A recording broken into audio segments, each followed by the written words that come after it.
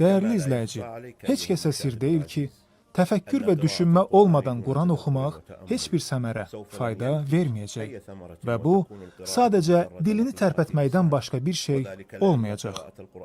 Çünki Quran oxumağın özü də ibadətin bir növüdür. Əsas hədəfin həyata keçməsi üçün ibadətdə düşünmək və təfəkkür etmək zəruri məsələlərdəndir. Bu da ilahi yaxınlıqdır. Mən cinləri və insanları yalnız mənə ibadət etmək üçün yaratdım. Zəriyyət surəsi 56-cı ayə.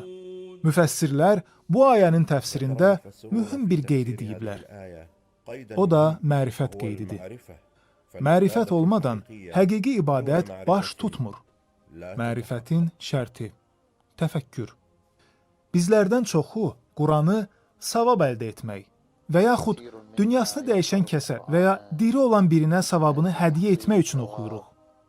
Bu, təbii ki, gözəl işdir. Lakin bundan da gözəl və bundan da yaxşı bir əməl var. O da budur ki, Quranı təfəkkür edərək oxuyaq.